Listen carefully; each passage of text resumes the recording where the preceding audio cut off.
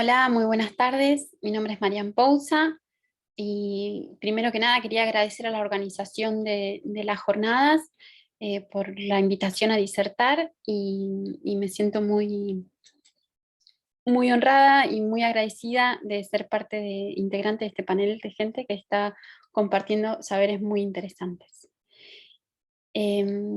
Yo les voy a hablar del aporte de análisis científico en la conservación de materiales de arqueología marina, con el caso particular de un hallazgo en Península Mitre, que tenía bastantes incógnitas a nivel investigación, propiamente arqueológica, y también a nivel materiales y sus estados de condición.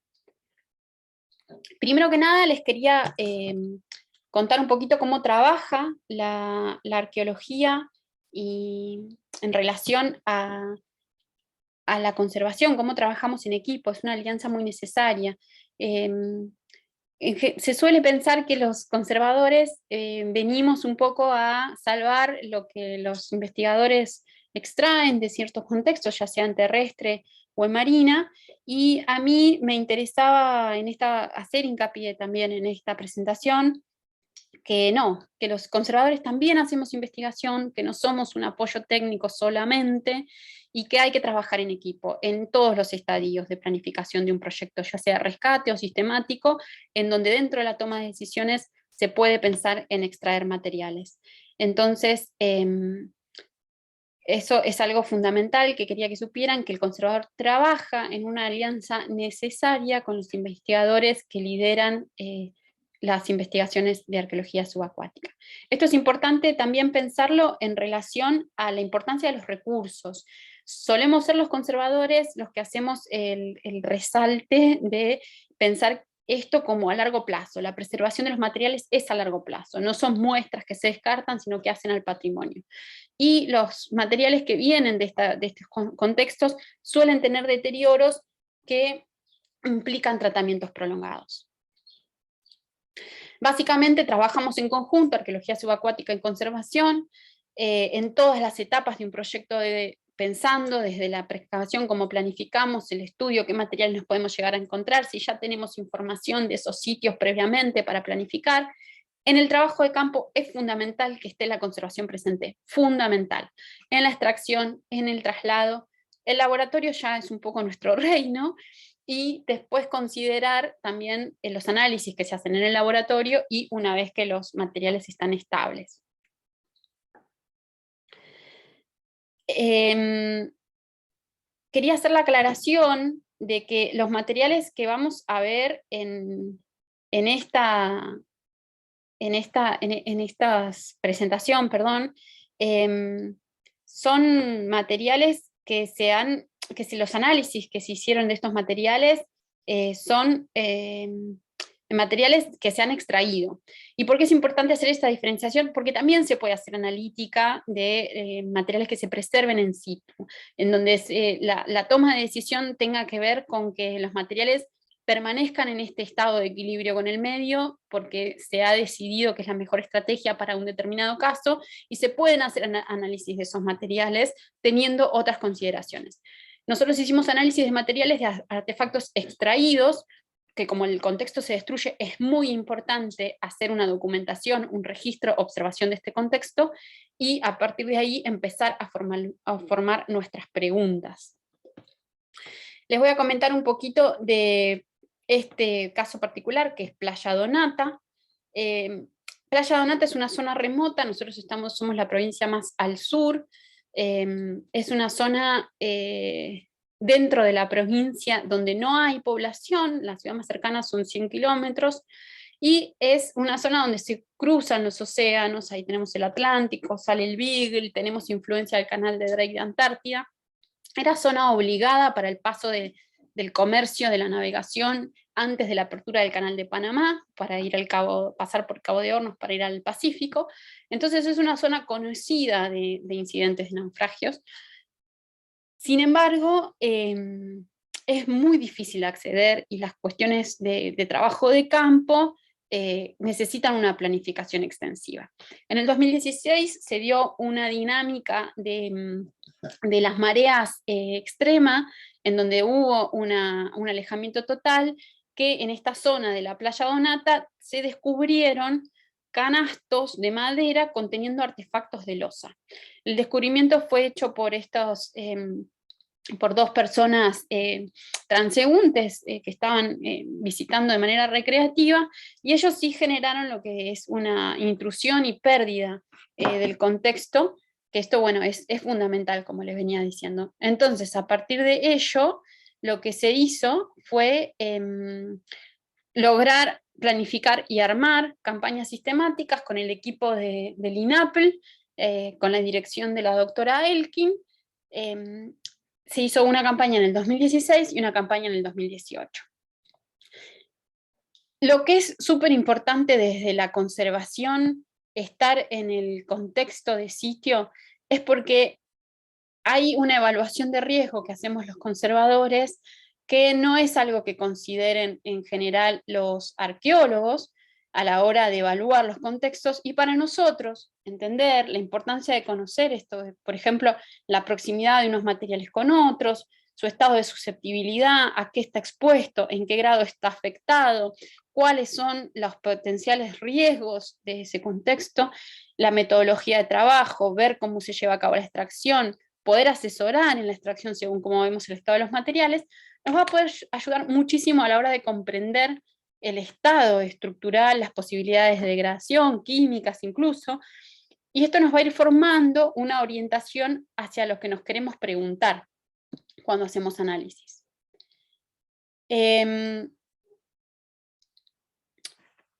La siguiente acá.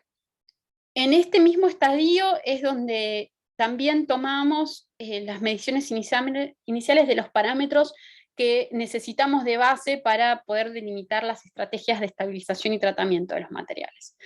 Hacer el pH, por ejemplo, del medio, el pH del medio, la salinidad de la solución en la que se encuentran inmersos, entendiendo que estos son parámetros en los que los materiales estuvieron en equilibrio durante prolongados periodos de tiempo, siglos. Entonces, entender de dónde salen, hasta dónde los llevamos y cómo vamos a manejar ese proceso de intercambio ambiental, es fundamental saber de dónde venimos. El pH, la salinidad mínimo, y si podemos tomar muestra del sedimento y llevarlo para conocer la composición mineral, que estuvo en contacto con estos materiales tanto tiempo, es bueno. Ya en el laboratorio, esto es un poco nuestro dominio, se hacen procesos de desalación por procesos osmóticos controlados, dependiendo cómo vemos la estructura de los materiales, y es importante comprender esto, que depende de la condición de la materialidad, cómo se van a hacer estos procesos, que no es simplemente lo pongo agua más fresca o más dulce, entonces que las sales se vayan eliminando así, sino que hay que considerar que son procesos prolongados, sobre todo estos materiales que estuvieron expuestos a mucha presión de fuerza física en contexto de enterramiento. Entonces, esta osmosis por la que hacemos la desalación, que tiene que ver con buscar el equilibrio electrónico, electroquímico, agregando medio que no tiene la misma composición y que se genere un equilibrio osmótico, es un proceso que hay que hacerlo controlado y a largo plazo, en general, para determinados materiales. Tiene mucho que ver otros factores ambientales mientras se está haciendo el tratamiento, hacer la temperatura, por ejemplo. Para los materiales orgánicos que estaban presentes en el sitio, como por ejemplo estos textiles que estaban adentro de los cajones, se hacen otros procesos previos, y también hay que considerar tratamientos que impidan la proliferación de microorganismos que los puedan atacar a los materiales orgánicos. Empezamos a ir un poquito adentro de los materiales, y pudimos hacer la caracterización con técnicas de histología vegetal de, de qué son esta madera. Esto es una pregunta que en general se hace el investigador para entender un poquito la procedencia, y de ahí empezar a construir también un poco las líneas de investigación de todo el contexto de naufragio o de incidente. A nosotros nos servía también este análisis porque las maderas húmedas, las maderas anegadas, no es posible secarlas más. Cuando se cambia el espacio que antes contenía aire por saturación de agua, las paredes celulares se someten a presiones que les generan daño, deterioro, entonces el retirar el agua iba a hacer que las paredes celulares colapsaran. Eso no, y se deforma irreversiblemente. Eso no es algo ideal, no es deseable para los artefactos de madera, no solo de ambiente marino, pero en ambiente marino es fundamental. Entonces queríamos saber el grado de degradación estructural que tenían estas maderas para inferir también en el tratamiento que elegimos, con las sustancias consolidantes que elegimos para hacer antes de que la madera se seque, por decirlo de alguna manera, tenía que ver también en la elección del peso molecular de la sustancia a la que la íbamos a ir sometiendo, a ver qué era lo que podía resistir. Y encontramos que no estaba, estaba menos deteriorada de lo que nosotros nos imaginábamos. Y bueno, un poco se responde también por las características de temperatura y también de anoxia que estaban enterradas por el sedimento. El caso de los textiles, bueno, también se hizo la caracterización y también a partir de eso pudimos ver un poco cómo estaba el estado de la fibra y cómo se iban a ir haciendo los procesos de tratamiento. Estos procesos de tratamiento se hacían en el medio con vacío y con enfriado, porque la verdad que estaba bastante frágil, pero nos relajó un poco ver que el estado de la fibra no era tan malo como el que esperábamos, y podíamos también intervenirlos con las mismas sustancias, con esos pesos moleculares que estábamos usando para las maderas. Bueno, los materiales inorgánicos. Los materiales inorgánicos son la mayoría de los artefactos que provienen de este sitio, y son sobre los que hicimos un análisis de materiales más extensivos, digamos. Acá vemos tipologías características. Uno son los platos de pasta blanca, después tenemos unas jarras con decoración añadida, digamos, y después tenemos unas jarras de pasta roja con una decoración particular de brillos metálicos, y teníamos también fragmentos y algunas piezas completas de decoración que se denomina transfer. En la primera foto son las piezas casi recién llegadas al laboratorio, donde solamente se le hizo la limpieza del sedimento y están empezando el proceso osmótico, y ahí pudimos acceder a un microscopio petrográfico para poder ver cómo era esa estructura de las craqueladuras que veíamos incipientes en los platos. A partir de eso pudimos incidir que la metodología de los procesos osmóticos no iba a ir en detrimento, no íbamos a perder anclaje del material vidriado de la pasta. Entonces, si bien estaba muy fracturado, no estaban fragmentados. Entonces decidimos con especial cuidado avanzar en los procesos osmóticos.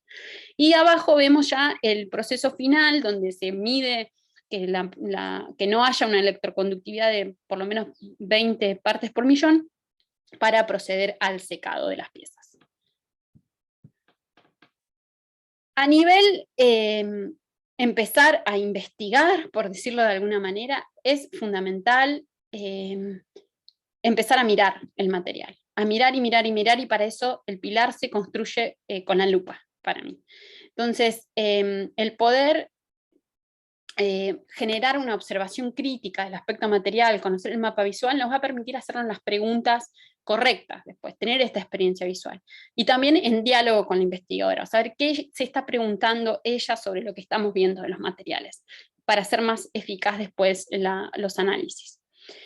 El primer análisis que hicimos es microscopía óptica con láser confocal, que un poco para mí es como tener ojos con superpoderes, básicamente, porque lo que te permite es, para mí es el paso previo a toda metodología de análisis fino que podamos hacer después. Nos permite sacarnos las primeras dudas morfológicas, entender la relación del sistema de materiales entre sí, tener un mapeo más real, más efectivo para después ver la indicación de los elementos que queremos ir a preguntarle a los análisis a posterior. Estos son un poco los tres casos que veíamos recién. Las jarras con decoración, acá donde veíamos claramente que la decoración estaba debajo de un vidriado, la carga de decoración, y que era muy análoga en su composición, o por lo menos estructuralmente, y dureza, como vemos acá en la imagen de láser, a la pasta. Entonces tiene un anclaje muy fuerte entre sí los elementos. No es el mismo caso del anclaje fuerte entre la pasta y el vidriado que tienen la muestra 3, por ejemplo, que es una pasta muy porosa y el vidriado es muy duro y no tienen una dureza o calidades análogas. Y en la muestra 2, que tenemos la técnica de transfer, esto es un dibujo o un grabado hecho sobre una superficie, puede ser papel, unas telas se utilizaban, que se transfería sobre la pieza cerámica y después se cubría con un esmalte. Son esos famosos platos que se cuelgan en las paredes, por ejemplo. Bueno, nosotros podíamos ver en la observación de la lupa que teníamos la técnica de transfer, pero bueno, acá con la estratigrafía pudimos ver claramente que el pigmento es imperceptible, que está hecho con esa técnica, que es una hoja, y que está cubierto. O sea, el transfer está por debajo del vidriado, porque hay técnicas que puede estar por encima. Nos fuimos después un poquito más adentro a ver la topografía con la microscopía de barrido de electrones. Acá tenemos sobre la muestra 1 y sobre la muestra 2, en donde nos dejó un poco tranquilos porque los vidriados estaban súper cohesivos, estaban en relación a este punto, o sea, si bien había craqueladuras, en sí, en su composición, no estaba fragmentado. Tenemos así un poco de picado propio también tiene que ver con la tecnología, la molienda, y también tenemos abrasiones propias de haber estado en esos contextos.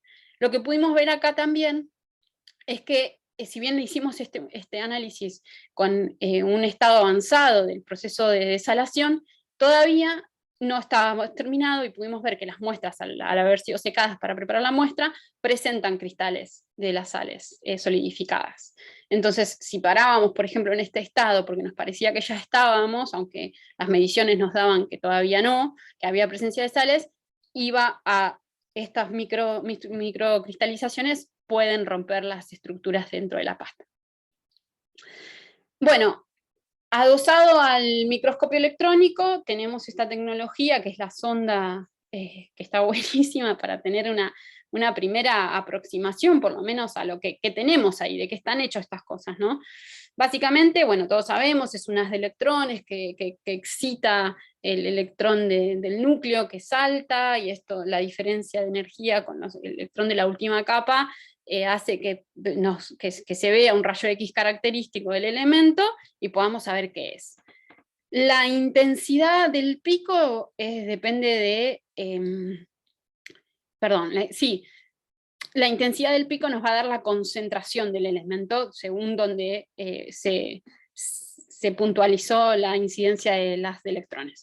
Nosotros acá hicimos un mapeo primero donde podíamos ver lo que nos podía dar la compensación de pasta y de vidriado, y después hicimos uno puntual sobre el vidriado.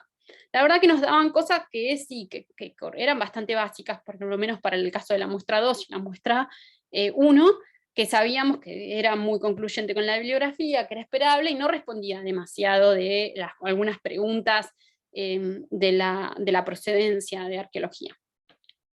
Pero la muestra 3, que es la muestra de pasta roja, tecnológicamente, según la bibliografía, sabíamos que tenía que tener, ese brillo metálico se lograba por una atmósfera de reducción de cobre. El nombre de esta tipología cerámica se llama Cooper Lusterware, es decir, nos está hablando ya de un elemento en su fabricación que es el cobre. Sin embargo, nosotros acá hicimos la incidencia de las electrones, era bastante pequeña la muestra, entonces se hizo que tocaba el vidriado y tocaba la pasta. Sin embargo, o sea, sabíamos que nos podía dar muy, muy poquito de proporción de cobre, pero no tuvimos ningún pico. No tuvimos ningún pico. Entonces eso nos generó como una duda. Bueno, por ahí la técnica analítica no es la que necesitamos, pero deberíamos tener algo. Bueno, entonces nos fuimos a investigar un poquito más y nos decía que podía haber otra técnica que debía ir a ese brillo metálico, que podía utilizar el zinc a partir de una especie de zincado sobre los esmaltes, pero tampoco teníamos zinc, no teníamos ningún poquito de zinc. El EDS no es una muestra súper sensible como la microsonda que podía tener la Marx, pero era lo que podíamos acceder. Entonces nos generó un poco de duda. Pero avanzamos. Uy, perdón.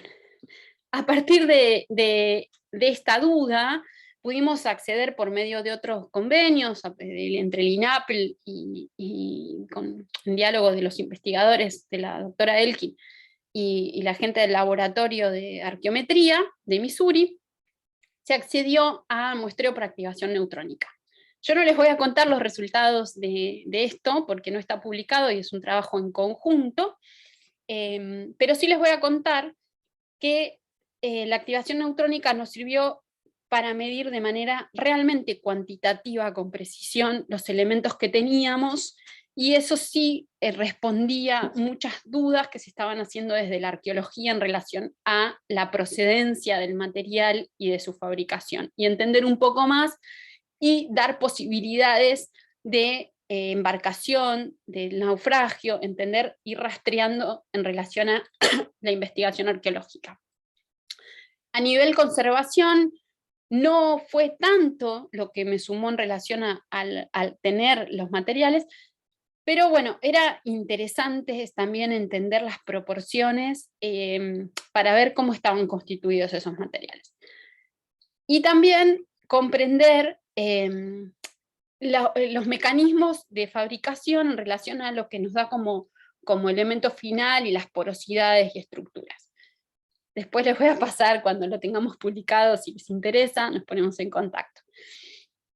Tiene un proceso de armado, la muestra hay que secarla, hay que molerla, hay que separar el esmalte de la pasta, tiene un proceso que es un protocolo que hizo el doctor Michael Glasgow, que no se basó en ese protocolo de él, y si quieren me lo pueden preguntar después, no hay ningún problema.